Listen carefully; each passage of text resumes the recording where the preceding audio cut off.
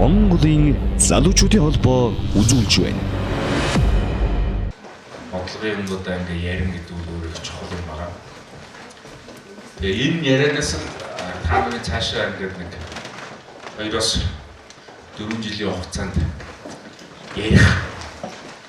ярианы сэдв өөрсдөө хамгаалтын бүх одоо сэдв арга механизм за дээр нь яагаад гэж асуудыг олон одоо 100 яагаадад ингэж та нар өөрсдөө хариулах ингээ гол одоо үндсэн ноён нуруу бол ерөөсөө линейр дээрээс босч байгаа.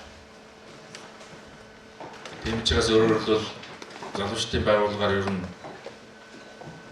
өөрийнхөө ингээд амжилтын намаа өдөртөх шиг амжилтын одоо карьерийнхаа гол суурийг хийнэ гэж бодож байгаа хүмүүс бол бодож зориод одоо өнөөдөр бас залуучдын байгууллагын удирдлага гэсэн сэтгэл зүйж байгаа хүмүүсийн хувьд бол энэ яриа бол үнэхээр чухал яриа. Энэ яриаг бол өөрсдөө сонсч яаж нарийн яансуудыг ойлгож яаж дараа нь Монголын залуучдын холбооны ерөнхийлөгч юун дээр ч нурдгүй хурдгүй шиг та нар аймагтаа сумандаа байгууллагатаа бас яг нурахгүй хүнсэн ингээд зэвсгээ бамбагаа ингээд өөрсдөө ингэж агсаж байгаа. Ийм л чухал яриа байгаа. Би түрүү нээж хэлжсэн үгэнд дурдсан байж байгаа. Энэ жил бол 2015 он бол 5 дугаар их хурал болсон юм түүхэн жилдээ ийм чухал болж байгаа шүү. За 5 дугаар их хурал гэж ямар учиртай хурал юм бэ гэхээр түрүү хонгороо даргын легцэн дээр түүхэн замнал гэдэг нэг зураг байсан. 1991 онд 1 сард Монголын Хувьсгал залуучдын ивэл гэдэг одоо байгууллага 70 гаруй жил одоо Монголын бүх хүндийг нуруунд дээр өрсөн байгууллага. Тухайн Монгол Ардын Хувьсгалт намын одоо дэрэгдэх Монгол Ардын Хувьсгалт намын дайсан залуу халаа бэлтгэл хүчин бэлтгэх үүрэгтэй энэ байгууллагын одоо хамгийн сүүлийн их хурлаар энэ байгууллага өөрийгөө татан буулгаад тэгээ энэ их хуралд оролцсон залуучууд шинэ арчсан нийгэмд аль ч намын дэргэд ажилддаг Монголын залуучдын холбоо гэж энэ байгууллагыг анх байгуулсан. Одоо иргэжил бидний 95 жилийн за Монголын залуучдын холбоо байгуулагдсан 25 жилийн ингээд болох гэж байна. Тэгээ энэ байгууллагын бүх цагийн өдөрдөгч нар гэн одоо дараагийн залхамж нь энэ сууж байгаа таавд бол өөрсдөө юм байна. Таавдын эмээ өвөө, таавдын аав ээж ер нь өнгөтэй явж исэн бүх хүмүүс энэ байгууллагыг дамжчихсан. Одоо дараагийн өнгөтэй явах хүмүүс нь бас яг энэ байгууллагаар хүмүүжиж энэ байгууллагатай итгэл сэтгэл нэгдэж ингэж явж байгаа хүмүүс та нар өөрсдөө. Тийм учраас аливаа асуудалд бол нэр зүүхээр одоо ирждэг зүйл гэж байхаас илүү тухайн хүний итгэл сэтгэл, оюун, боловсрол бүх хүч дайшлагдж өөрт нь юм болдог ийм л одоо сүн чалгууртай ийм одоо байгууллага. Тэгээ энэ байгууллага дээр л өөрийгөө харуулж чадсан хүмүүс бол дараа нь Монголыг авч явах. Монголын одоо толгой болсон одоо байгууллагуудыг, төрийг, том компаниудыг удирдах явдаг. Ийм л одоо тогтсон жишгтэй байна. Тийм учраас бол одоо өнөөдөр нойр хэдий үржсэн ч байж болно, замдаа ядарч ирсэн ч байж болно. Замд найз чинь шахаад архиулгацсан ч байж магадгүй. Тэр үдгээ бүгдийг мартаад яг энэ нэг 2 цагийн ярианд маш их анхаарах хэрэгтэй гэж хэлээд байна. Өнөөдөр Монголын залуучдын холбоо гэж ямар байгууллага юм? Чи яагаад Монголын залуучдын холбооны одоо тэргүүлэгч нь болчихсон юм? Танай тэргүүн ямар хүн байдгийг? Танай ерөнхийлөгч чинь ер нь юу гэсэд яваад байдгийг? Монголын залуучуудын холбоо улс төрчж байгаа юм уу, улс төрчихгүй байгаа юм уу, тэ? Гэт ингээд маш их олон асуултууд бол ажил хийж байгаа хүмүүс юм гарч ирдэг юм аа. Тэгээ энэ бүгдэд бид нар нэг утгатай Монголын альч аймаг дээр очсон, альч бүстэнд очсон, альч Монголын залуучуудын холбооны салбар зөвлөлт дээр очсон нэг утгатай топ байдал нь хариулдаг л ийм л байх хэрэгтэй. Ингээхийн тулд бид нар өөрсдөө эхлээд энэ байгууллага дээр би яах гэж энэ байгууллагад ирж байна. Энд ингээд өөрийнхөө залуунаас өөрсдийнхөө үнэтэй цаг тэ хөдөлмөрийг ингээд зараад байгаа юм байна гэдэг асуултанд бүхэн өөрсдөө гэж хариулж авдаг болох хэрэгтэй. Энд хариулж чадахгүй байгаа тохиолдолд эсвэл хариулт чинь андуурсан байх юм бол аль болох маш хурдан энэ байгууллагаас нэг бол холдох хэрэгтэй, нэг бол энэ байгууллагын алсын хараа, эрхэм зорилго, үзэл баримтлал, үнд зүйлд өөрийгөө маш хурдан нэгтгэж ингэж авах хэрэгтэй. Ердөө ийм зүйлийг л бид энэ онд хийх гэж хүсэж байгаа. Энэ жагуулгаараа энэ онд хийгдсэн их хурлын дараа бид нэр бүсийн чуулгануудыг хийгээд байгаа. Ингээд өөрсдөө ирээдүйд энэ цаг үеийн одоо нэг удирдлагын баг болоод надтай одоо энэ найз нөхдүүдтэйгээ хамт одоо Монголын залуучуудын холбоог удирдах явна гэдэг сэтгэл итгэл одоо нэгдээд зориг шулуудаад энэ танхимд хуран цугларсан та бүдтэй юуны өмнө баяр хүргье.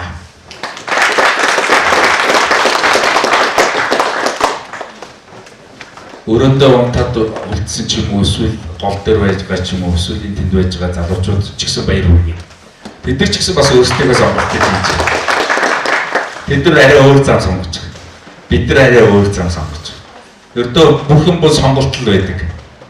Бид нар бүх амьдралынхаа турш дандаа сонголт хийдэг. Тэр сонголтыг зөв хийж чадснууд нь амжилтанд хүрдэг. Буруу хийсэн нь яах вэ нэг ингээд яваад энэ одоо насаа барддаг нэг ийм л зүйл байна. За ингээд үндсэн ярианд орноо. Монголын залуучуудын холбоо 2015 онд хийгдсэн их хурлаараа төрөл ярилцсан. Монголын залуучуудын байгууллагын 94 жилийн түүхэнд бол Монголын залуучуудын холбооны үндсэн одоо ингээд барьж ирсэн чиг шугам бол үндсэндээ 1921 онд үүсгэн байгуулагдсан тэр агуулга юусан алдалгүй ингэж явж ирсэн. Тэр агуулга ямар агуулга байсан бэ гэдгийг шууд хэлэх юм байна. Гараа өргөд. За, мөхөд. Ямар нэг улс төрийн хүчин ерөнхийдөө хариалагддаг шууд биш утгаарч гисэн. Одоо үйл ажиллагааны хувьд болоод эдийн засгийн хувьд болоод хариалагдж ирсэн боловч. За тэр бол түүхэн өгдсөн нөхцөл. Бид нар ямар байж ирсэн бэ гэхээр бошхыг халах залуучуудын ивэл байсан. Бошхыг халсан. Бошхог гэж мэдв үү? За, бошхог гэж мэдж байгаа юм байна. Гараа өгöd найзуудтай хэлээд. За, багнаад зарлиг тушаал. Бас өөр зарлиг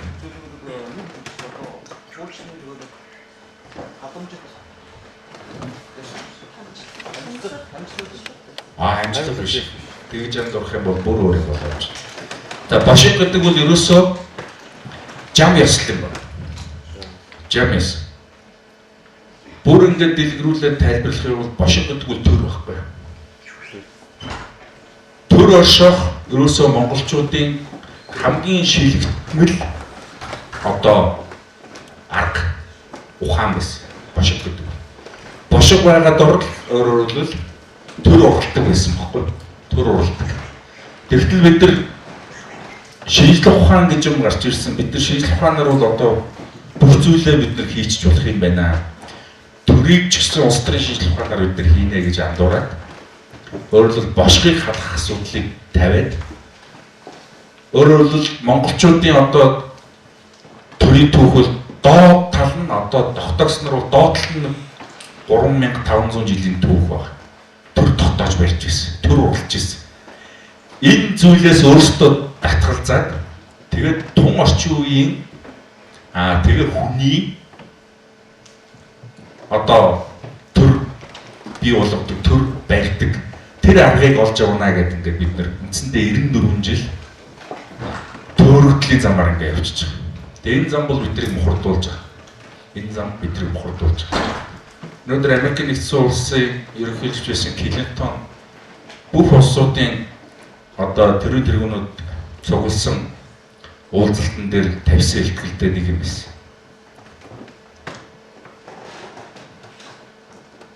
Америкийн арчлал мухардалд орлоо. Шашин үүргээ гүйцэтгэж чадхаа боллоо. Шинжлэх ухаан гэдэг зүйл бол өөрөө цаашид явах үндэсгүй болчлоо. Одоо энэ үед бид нэр хэрхэн энэ төрийг урлахыг, төрийг хэрхэн тогтоож байх юм. Хэрхэн ингээд энэ хүмүүний амьдралыг одоо зохицуулах юм. Энэ бүх зүйлээ бид нэр одоо нүүдэлчдийн соёл иргэншлээс буцаж хайж олж авахаас өөр аргагүй боллоо. Тэр дундаа монголчуудын төрөө байгуулж исэн, монголчуудын төрөө авч явж исэн тэр зүйл рүү бид нар эргэж очихгүй бол ерөөсөө болохоо болчлоо. Бид нар мухарчлаа гэж аль бисаар зарсан. Тэгээ энэ дүгнэлтийг маш их олон хүмүүс 20 дугаар зуун гараад хийж исэн. 20 дугаар зуун гараад хийж исэн тэр дүгнэлтүүд өнөөдөр бид нартэй бодиттой нүүрд болж эхэлж байна. Жишээ нь Германы сууд сэтгэгч Гегель хэлсэн. Монголчуудаас л бид нэр дараагийн одоо төрийн загварыг олж авнаа. Монголчууд л энэ оюун санааны шин төрийг одоо бий болгож чаднаа. Яагаад гэвэл төр анх Монголд үүссэн юм а гэж. Төр анх Монголд үүссэн юм а гэж. Тэгээ бүр герман хүн хэлсэн юм шиг.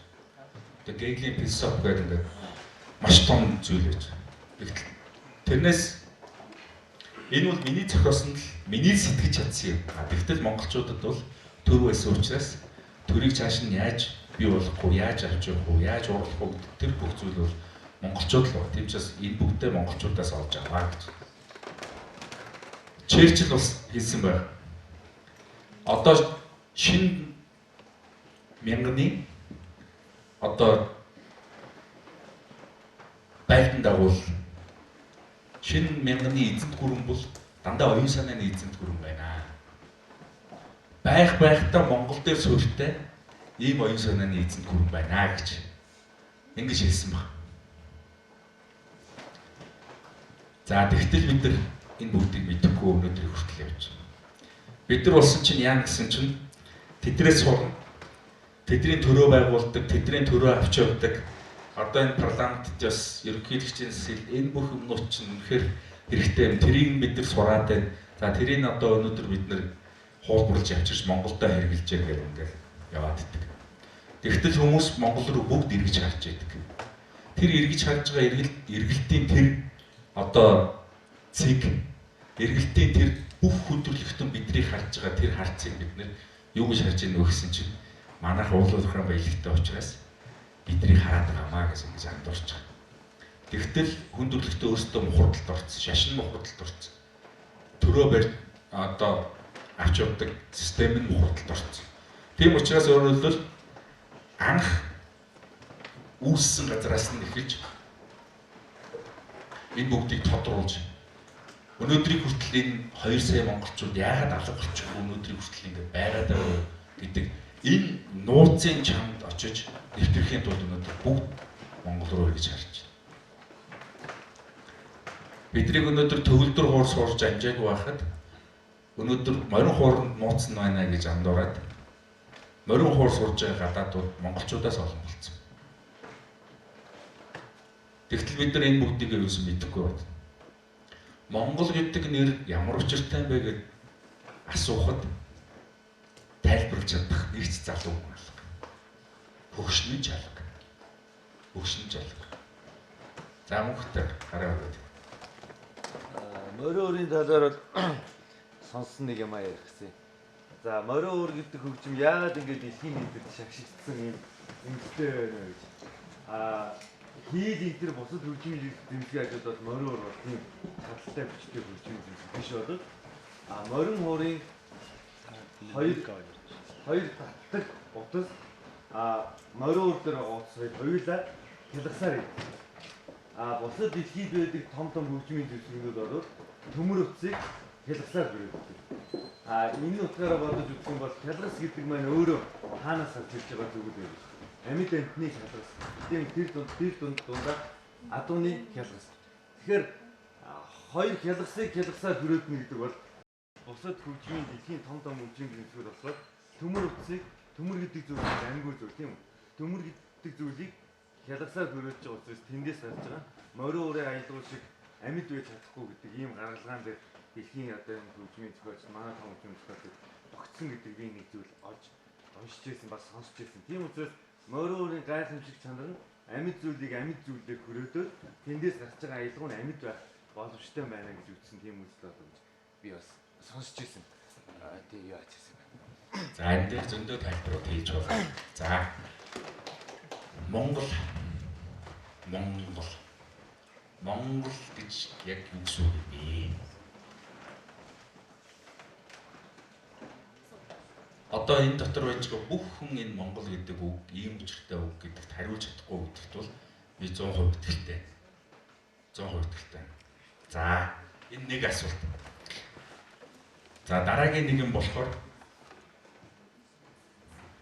өнөөдрийг хүртэл монголчууд ийм цөөхүүлэхтэй байсан мөртлөө яагаад за хамгийн энгийн жишээ хоёр гүрштэй гэдэг эслэгдэг өнөөдрийг хүрсэн юм бэ? Энэ ингээд дахиад нэг асуулт. За дараагийн нэг асуулт. Монголыг ер нь хэн авч явах юм бэ? Гэдэг нэг асуулт байна. Монголыг хэн авч явах юм? Цааш нь хэн авч явах юм?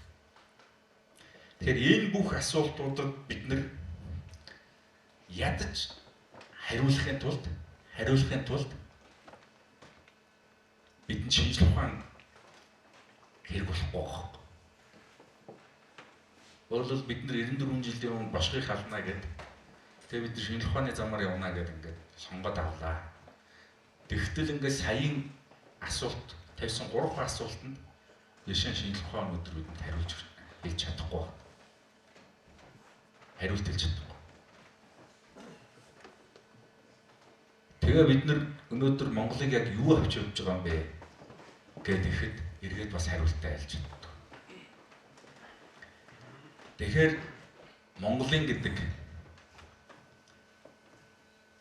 нэрийг авч яа бид нар. Дээр нөгөө хөх толбыг авч байгаа тийм. Хөх толбыг авч байгаа. Дараа нь тэрийгээ энийгээ бид нар уламжлуулад үр удамдаа ингээд үлдээгээд ингээд цааш нь уламжлуулах ийм том үүрэг байна. Тэгэхээр энэ үүргийг бид нар гүйцэтгэх бэлтгэл өнөөдрийн залуучуудад байна уугүй юу гэдэг нэг том асуулт байна. Байна уугүй юу? Бид нар энийг чадахгүй. Бид нарт өвгдээцээс бүтэн улс үлдээсэн. Бүтэн улс. Энэ бүтэн улсыг бид нар бүрнээр нь өөрсдийнхөө үр хөвгөдөд уламжлуулж чадахгүй гэдэг ийм асуулт байна. Тэгэхээр энэ бүрэн бүтэнг бид нар яг энэ чигээр нь байлгаад дараагийнхаа үр хөвгөдөд үлдээх энэ ажлыг бид нар хийх залуучууд нь бид нар өөрсдөө олж чадах. Тэгэхээр бидний үүрэг орол ямар том байна уу гэдэг үл ерөөсөө эндээс харагдаж байна. Бидний үүрэг орол ямар том бай гэдэг. Бид нар одоо юу гэдэг сансарт нисгч гэдэг юм уу? Тэ? Эсвэл одоо дэлхийн хамгийн баян улс болох гэдэг ч юм уу? Ингээ янз бүрийн зорилгууд бол зөндөө тавьж болно. Тэгэхдээ энэ зорилгоудаас хамгийн чухал нь Миний хамгийн сайн сүлд хэлдэг. Биднэрт өгсөн бүтэн улсыг яаж бүрнээр нь үр хөвгтдээ үлдээх вэ гэдэг. Энэ зорилго байна. Тэгэхээр энэ зорилгыг бид нэр хэрэгжүүлэхийн тулд түрүүний нөгөө асуугаад байсан 3 асуулт байна.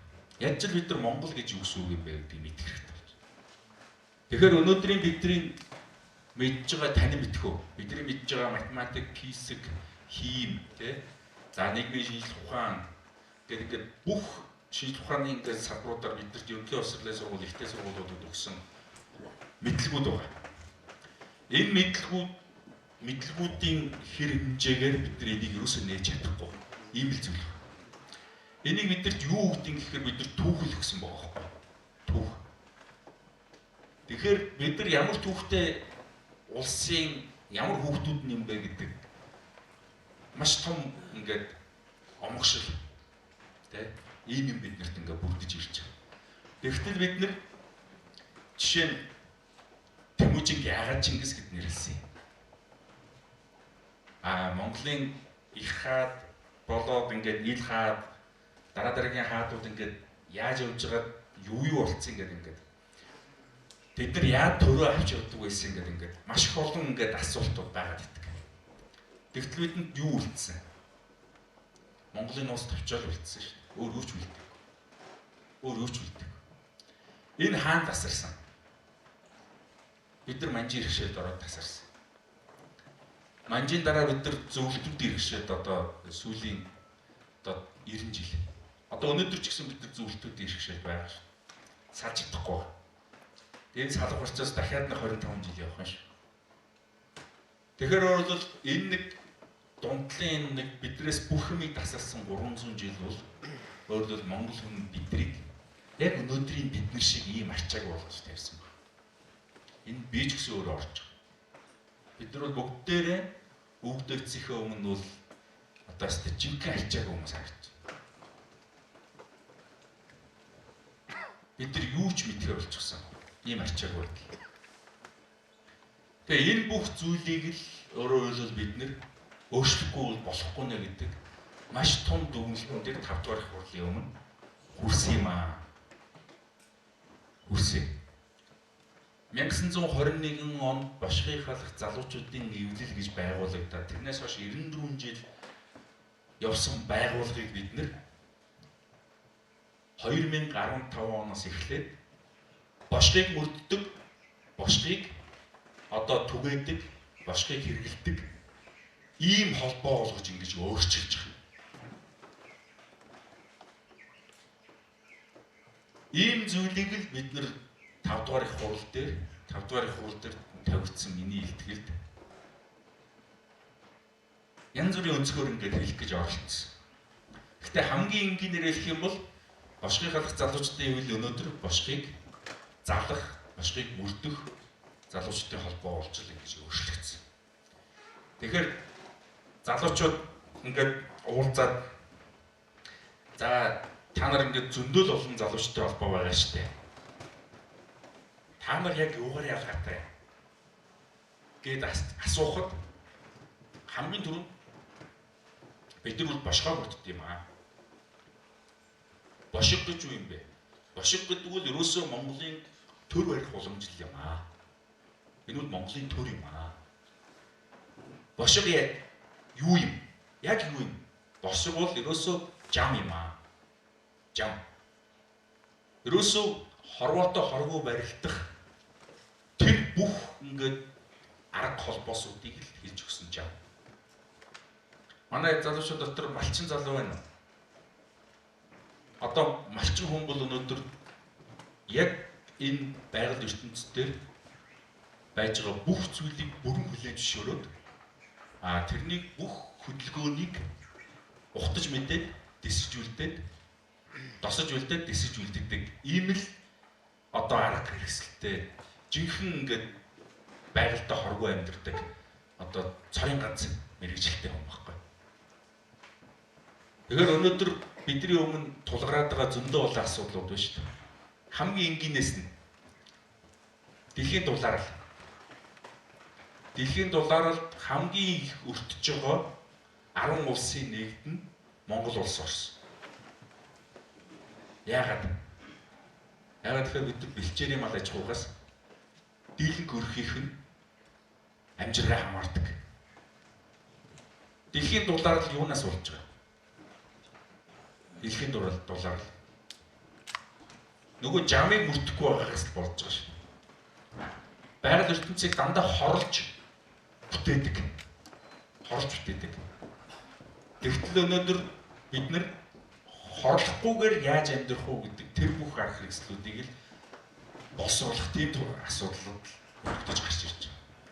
Тэгэхээр энэ бүх зүйл рүү одоо Монголын залуучууд орно. Өөр ямар ч улсын залуучууд орж чадахгүй. Энэ рүү орох ажлыг л бид нар 94 жилийн дараа эхлүүлж байгаа. 94 жилийн өмнө бид нар бусад орны залуучуудыг бас андуулсан байхгүй. Тэгэхээр 20 дугаар зуун бол хөгжлийн хувьд хамгийн гайхамшигтай зуун болсон гэдэг боловч 20 дугаар зуун бол дэлхийг хамгийн хурдан хорлсон ийм зуун болсон. Энэтэй одоо яг 21 дугаар зууны гараан дээр бүх хүн эргээд эвлэрч байгаа. Тэм учраас өөрөөр хэлбэл одоо цөмийн энергийг хориглох нөгөө нүүрснээс шууд шатааж одоо энерги гаргах. За ингээд бусад ингээд хортой бүх зүйлүүдийг дэлхийн улс орнууд өнөөдөр хэн илүү хорж гэнэ үү, хэн илүү тэрнээс татгалж гэнэ үү гэдгээрээ дэлхийн лидерүүд хоорондоо уралдаж эхэлж байна.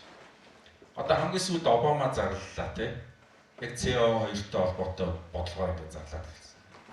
Тэгвэл тэд нар хичнээн ингээд өнөөдөр хэрэгжилж байгаа юм хорж байгаа ч гэсэн монголчууд шиг ерөөсөө ингээд үндснээс нь дахгуулаад бүх хийж байгаа ингээд аж ахуй, үйл ажиллагаа ингээд бүх зүйлүүд нь ерөөсөө байгаль ертөнцид ямар ч хор үзүүлэхгүйгээр улсаа босгоод авч явдаг ийм одоо арга технологи тэднэрт байхгүй. Тэгэхээр өөрөөр хэлбэл одоо орчин үеийн шинжлэх ухааныг манай Монголын уламжлалт одоо ёстой холбож өөрөөр хэлбэл дараа нь хэрхэн хөгжих вэ гэдэг энэ хөгжлийн загварыг боловсруулах нь өөрөө 21-р зууны хамгийн том зорилт болж ингэж хувирч байна. 21-р зууны хамгийн том зорилт болж хувирч байна. Энэ зорилтыг хамгийн түрүүнд өөрөөр хэлбэл дэлхийчлэх, одоо глобалчлах. Энэ зорилтыг одоо өөрийнхөө ингээд уламжлалттай уялдуулж, хослуулж тэ жинхэнэ агуулгаар нь шинжилж ингэж одоо шинээр дахин төрүүлэх энэ хүмүүс нь бол ялчгүй монголчууд. Тэгтэл монгол залуучууд өнөөдөр яг тэрэнд бэлэн байна уу, бэлэн биш вэ гэдэг ийм асуудал гараад ирж байна. Эргээ морин хуураарай. Одоо энэ дотор яг морин хуур татаа тоглож чаддаг хүн байна. Хамгийн энгийн жишээ. Гараар өрдөө байна уу? Баггүй. За дээлээ эсгээд шууд оёод өмсчдэг бүсгүй байна уу? Гараар. Ядаж ганц байна. Хоёр байна уу? Хоёр байна. Бид нар бас азтай байна. Өөрөөр хэлбэл дэлхийг биднээс сурах гэдэг шүү дээ. Өөрөөр хэлбэл та нарын хийдэг технологи чинь яагаад байгальд хоргүй байгаад идэв. Энэ дээр хийгдэж байгаа ингээд механизм, арга барил, энэнийг үүсгдэг энэ бүх арга технологиудыг чинь бид нөгөө зургийн аппарат зохион бүтээх, нөгөө iPhone зохион бүтээх, нөгөө хүнд машин механизм зохион бүтээх, нөгөө ингээд онгоц те янз бүрийн юмдаа ингээд ашиглая гэдэгт нь бид хэлхэмгүй ингээд суугаад байгаа. Хэлхэмгүй суугаад.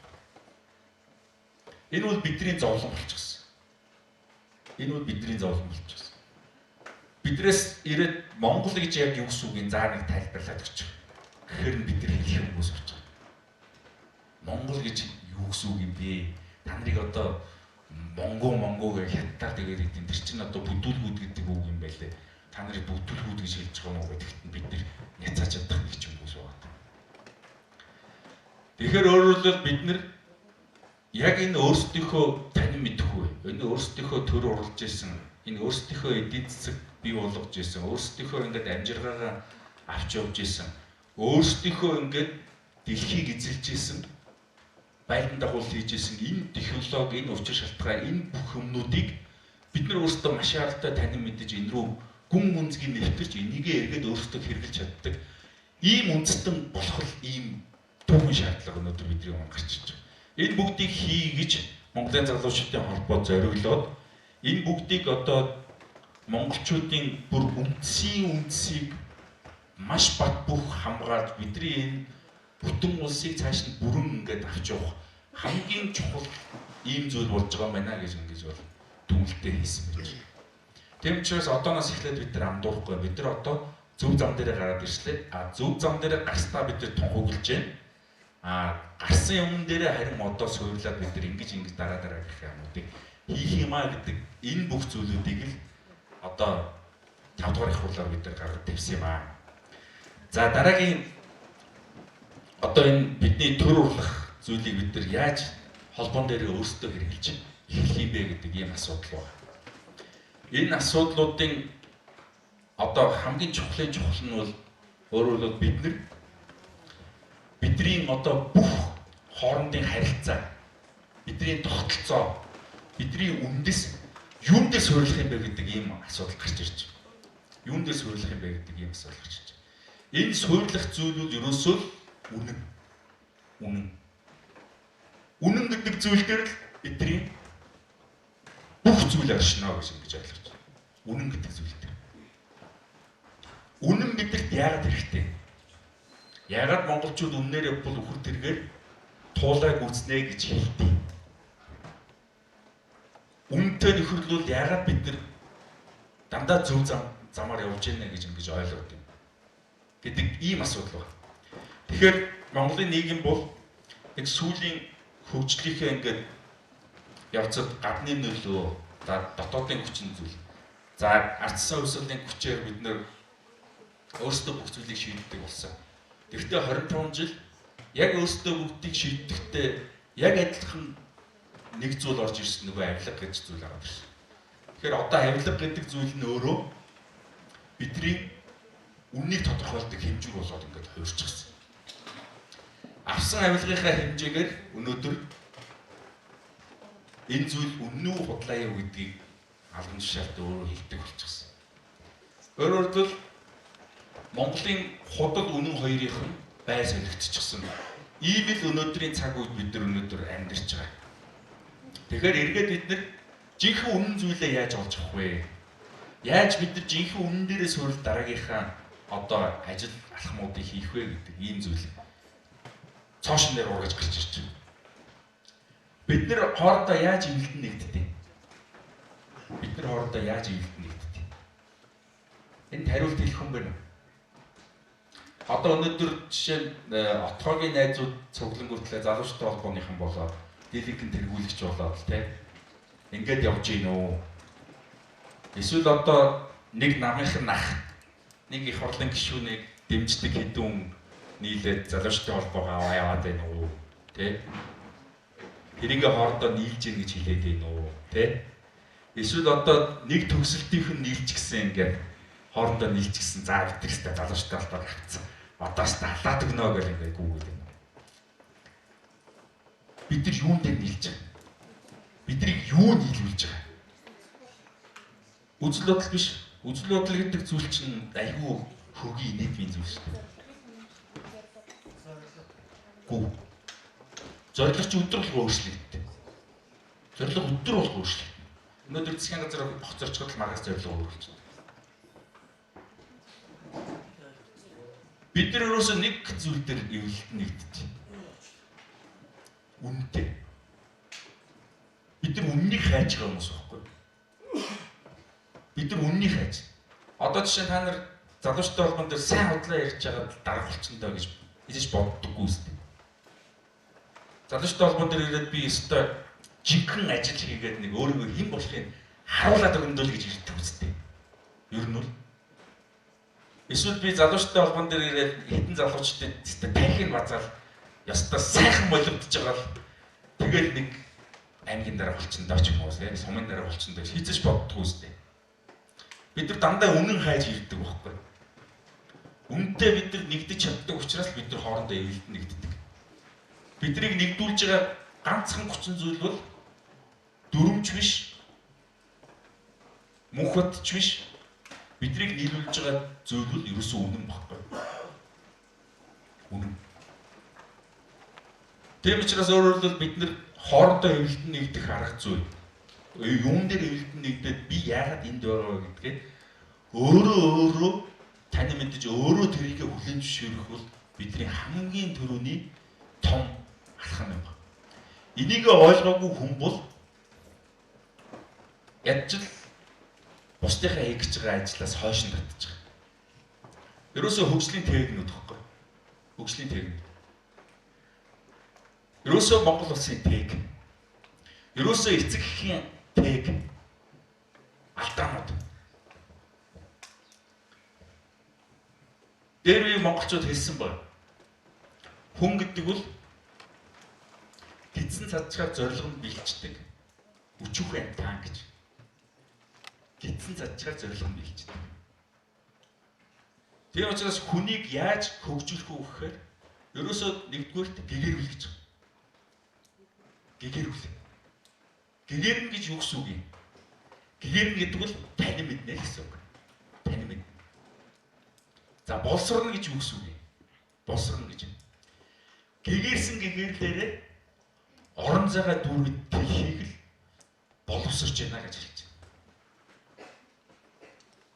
Өөрөлд өнөөдрийг хүртэл боловсролын тухай, гэгэрлийн тухай, тань мэдхийн тухай та нарын ойлголтууд эднээс шал өөр өссөн байна. Гэгэрнэ гэхээр багш бидрийг гэгэр бид нар 10 жил гэгэрсэн ч гэдэг. Эсвэл гэгэрнэ гэхээр лам ингээл давтыг хатдаг болол. Эсвэл гэгэрээр бясалгаал буруу. Энэ бүгд буруу. Тэгэхээр өөрөлд монголчууд 13 дугаар зуунд юу хийсэн? Чингис хаан юу хийсэн бэ гэхээр иргэн болгоно нь хааны боловсролтой харцсан хүртэл хааны боловсролтой тийм л 950 мянган хүнтэй 95 айл одоо айл гэдэг нь одооныхоор бол аймгийг бий болгож их Монгол гэж улсыг байгуулсан байна. Тэр үед тэр улсыг юу гэж тодорхойлж бичсэн байдгүй вэхээр булхай хүн толхмоо дэвсэх зай үгүй ийм сайхан улс болжээ гэж. Өөрөөр хэлбэл иргэн болгон боловсрохоор бүгд нөгөө үннээр эвлэр нэгдэрдэг. Бүгд шудраг болдог. Бүгд шудраг болдог. Эргээд төр тэнд тогтдог. Тийм газар л төр бий болдог. Бус газар юу байдгүй вэхээр дандаа хулгайч худалчдын ашиглан байдаг. Өнөөдөр бид нар яг тийм л болцсон байж. Тийм л болцсон байж. Тэгээ энийг өнөөдөр бид нар яаж босгох юм бэ гэхээр монголчууд технологийн өөрсдөө заагаад өгч гисэн байна. Нөгөө 10-т 100-т 1000-т 10-100 мянгат. Тэгээд 100 мянгат болон бүтэл айл болоо. Монголын төр хаана анх үүсдэг вэ гэхээр айл дээр үүсэж. Засаг хаана үүсдэг? Та нар төр засаг хоёр тусдаа зүйл гэдгийг мэдж байгаас төр бол шал өөр зүйл. Засаг гэдэг бол бүр өөр зүйл. Энэний ялгаа хүртэл өнөөдөр төр байж байгаа хүмүүс мэдэхгүй. Би нэлээд олон хүнээс асуусан мэддэггүй. Энэ бол маш тусдаа хоёр өөр ойлголт байна. За монголчууд яа төр бий болгосон?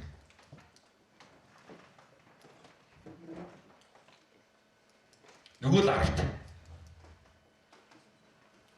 10-таа байгаа хүнээ хариуцсан шиг хариуцдаг.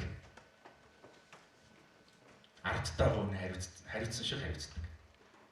10-тад байж байгаа баяраа босрол мотой байх юм бол 10-ын даргаыг л асуудал ярьдаг гэсэн. Хариуцлага ярьдаг гэсэн. Тийм учраас өөрөөр хэлбэл тухайн 10-тад байж байгаа 100-тад байж байгаа хүн болгоно нөгөө 10-ын үлдсэн 9 хүн нь яс хариуцдаг гэсэн. Энэ дээр хүний үнцэн гэж ойлголт гарч ирж байгаа. Намайг та нар хэдээр үнэлэх вэ? Хэдээр үнэлэх вэ?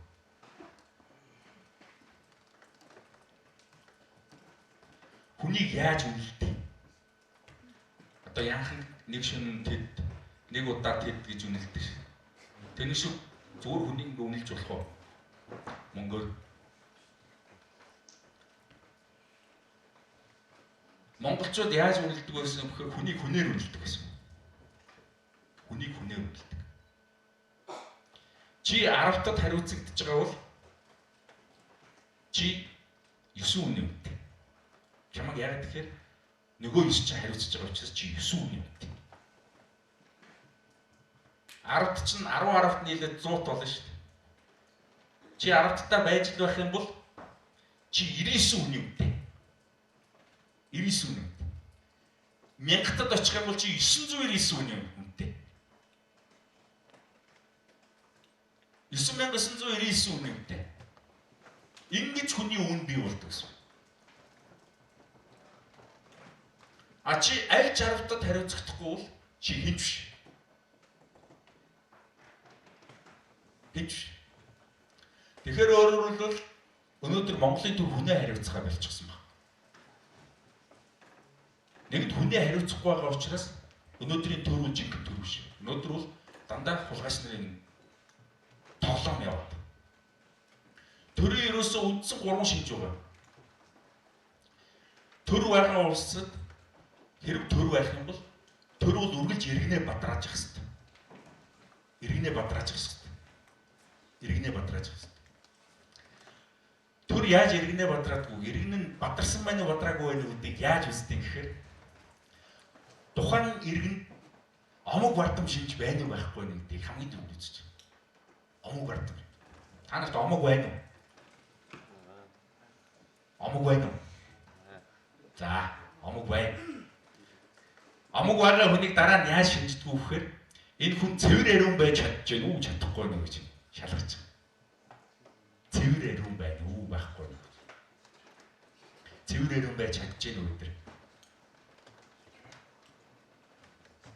Чадахгүй л бол чиний омог бардам зан чинь ямаа омог байхгүй. Оо яасан ямаа омогтой нөхрөө гөгсчүүлдэг гэдэг шин. Ерөөсөд чи өөрөө цэвэр ариун байж чадахгүй байгаа омогтой байх юм бол тэр үл зүгээр ямаа омогтой. Манжи амтны ямаа омгийг дараараа гэдэг. Одоо манай аман зохиолууд байдаг шүү дээ. Тэр ихгүй. Яг л манжи ам гэзээ цэвэр ариун байж чаддаггүй байсан. Цэвэр ариун байна гэдэг юу гэсэн үг юм? Цэвэр ариун байна гэдэг бол үнэн худал хоёрыг хязгаарч хооронд нь холихгүй байна л гэсэн үг. Үнэн үннээрээ худал матлаа. Үнэн худал хоёрыг хооронд нь холихоор юу үстэй? Юу үстэй? Ямаа юм. Үнэн худал хоёрыг хооронд нь холихоор хор үстэй. Хор найруулад байна гэдэг шүү дээ. Тэр чинь үнэн худал хоёрыг л зурж байгаа нэг юм хийгээд байгаа байхгүй. За, омог бардам байгаад дараа нь цэвэр ариун байгаад тий. Тэгээд дараа нь дахиад шалгадаг цаана нь 4 юм байна.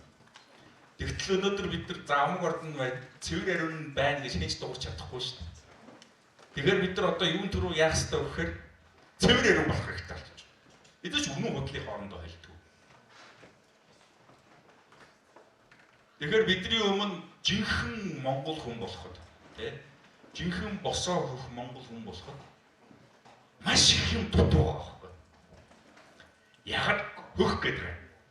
Ягаад улаан гэж хэлэхгүй, ягаад шар гэж хэлэхгүй тий ягаад хар гэж хэлэхгүй, ягаад хөх гэж хэлээд байна.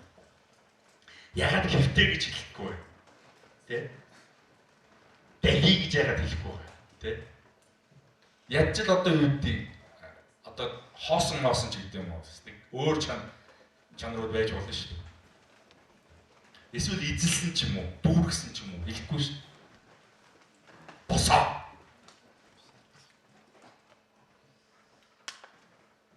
Та нар хариулж чадахгүй байгаа. Одоо тэр босоо хөх Монголын хэдтэй ингээд уулзаад яг энийг асуух юм бол хариулж чадахгүй бол тэд нар юусоо босоо хөх Монгол биш. Ингээд өөрөөр хэлбэл бид нар өөрсдөө ингээд яг Монголын уламжлалт ингээд төр тогтоодог юмнууд ингээд өөрсдөө буулгаад үзэхээр бид нар бүр гэлтэрхийж байхгүй болсон. Нэгэнд гэлтэрхийж байхгүй ард түмэнтэй болцсон улсыг хэн ашигладаг? Гадаад улс шиг шүү дээ. Өнөөдөр бид нар хэний төлөө амьдарч байгаа юм? Яг шүү дээ. Бид нар гадаадуудын төлөө амьдарч байгаа шүү. Өнөөдрийн та нарын бүтээж байгаа баялаг, олж байгаа орлого, тэ өмсөж байгаа хувцас бүх юм чинь гадаад болсон. Та нарт Монгол гэдэг их юм бол ээж аваа ирчил байгаа. Өөр үуч байхгүй шүү. Ийм эмгэнэлтэй болчихсон байхгүй юу? Жинхэнэ Монгол те хүмүүнөө биш үү? Бид мөн үү? Тэр омог вардан цэвэрээ рүү те. Тэгээ би дараагийн одоо дөрвийг хэлэхгүй шүү дээ. Цаана зөндөө гоё юм байна. Хэлэхгүй. Тэгээ намайг өөртөө олж мэдцээ. Одоо нөгөө социализмаас бидэнд үлдээсэн юм байна. Бэлэнчлэл. Бэлэнчлэл. Энэ бэлэнчлэх юм чи ерөөсөө биднийг л энэ бүх зүйлийг тань мэдүүлэхгүй байх тий. Нөгөө монгол хүнийг тэнгэртэйгээ оосрлогдоод оломлогдоод сүжигддэг тэр чадварыг нь эзэмшүүлэхгүй байх. Тэр босож ирэх тэр гөрх байхын утга учирыг тэрийг мэдрүүлэхгүй байхын төлөө манжуудын эс орсуудын эс зөвлөхгүй. Тэрийн төлөө хотон боож өгнө гэж үг байдаг ш. Гэхдээ яахаар монгол хүн өөрийгөө хотонтой зөвлөх юм бэ? Монгол хүн болгон хүндээ хариуцагдаад ирэхээр монгол хүн өөртөө төрөө бий болгодог. Яг монгол цэргүүд алагдаж болно. Ялагдаж болохгүй шүү гэж хэлдэг байсан. Тэр чинь өөрөө төр байсан. Тэгэхээр өөрөөр бид нар энэ бүх зүйлийг мэдэхгүй болсон учраас хүнд амархан хурддаг болсон. Хүний юм дандаа гоё болсон. Дээрэс нь бид нар дандаа тэр дэлхийн одоо синдикатуудын төлөө ажиллаж амьдарч байгаа. Тэдний бэлдсэн хоол унсыг идэл хорт автор тусаад идэлээ чад хийж байгаа. Насаараа хураасан жоохон нөө цалингаасаа илүүчилж энэ тэнд нөө цэвэр ариунаа гээж тэ лөөрдөө авилгал авах байх авилгал аваад цуглуулсан хэдэн төгрөгөө насныхаа төгсгөлд хорт автор нөгөө илэг тийм ээ тэрэндээ зарал дуусч таны амьдрал чинь байгаа шүү. Бид нар өдөр болгон тэрийг өөрсдөө харж. Тэгтэл энээс яаж гарах вэ гэхээр энээс бидний төр засаг гарнаа. Мөн төр засгийн улгаач нар болохгүй гал уура сайтны комментэн дээр юм уу эсвэл нэг фэйсбүүкийн хэдэн группүүд дээр шажигдал гаргачаад тэгэл өөрсдөө зүгээр суугаад байдаг. Ийм биш байяа гэж хэлээд байгаа. Ийм биш байяа гэж хэлээд байгаа. Бид нар Монголын залуучуудтай холбоо гэдэг нэртэй болохоос бол Оросын залуучуудтай холбоо, Хятадын залуучуудтай холбоо, Иргэлийн зүйтэй залуучуудтай холбоо гэдэг юм биш байхгүй. Бид нар Монголын залуучуудтай холбоо.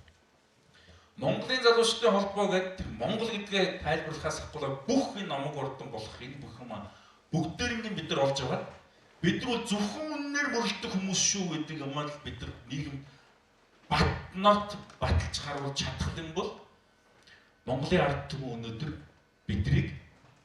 бидний дараагийн өдөртөгч гэж хүлээн зөвшөөрөв.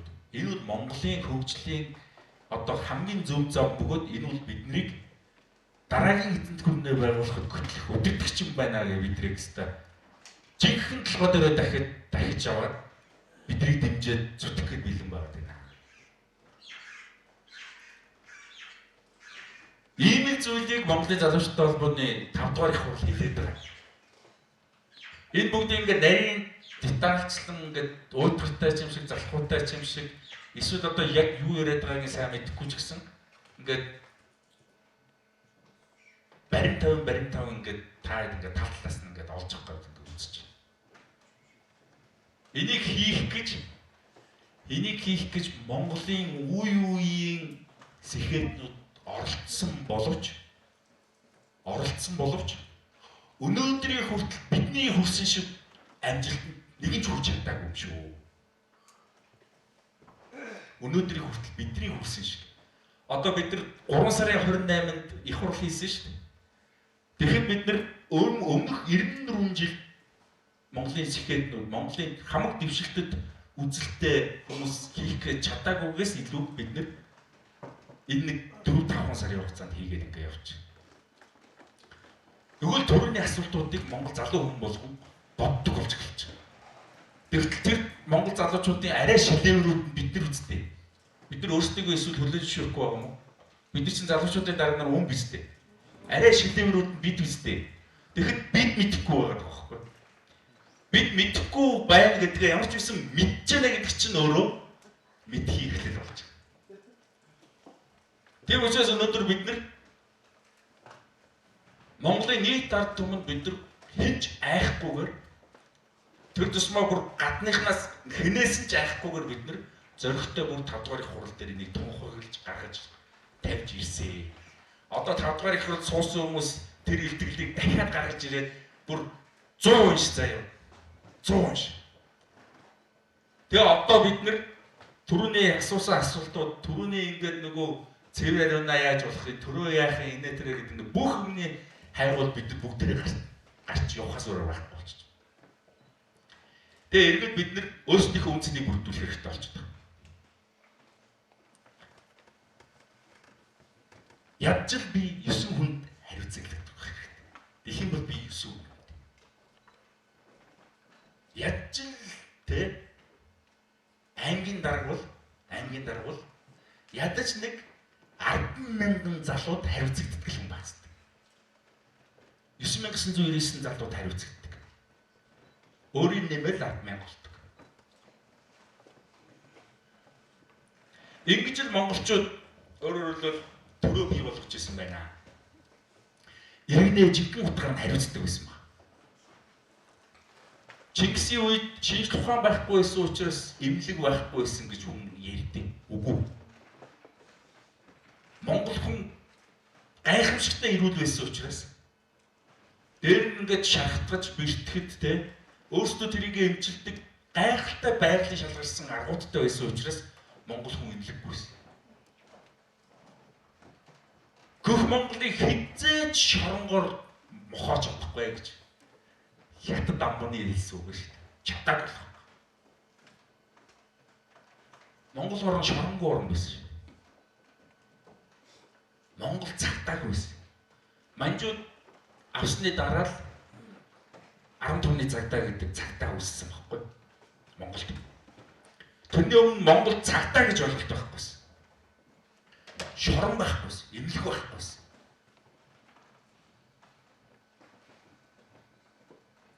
Бас нэг жишээ. Хүүхэд төрөхдөө хүнстэйгээ ирдэг гэж үг байдаг шүү дээ. Тэрний учрыг мэдэх хэрэгтэй.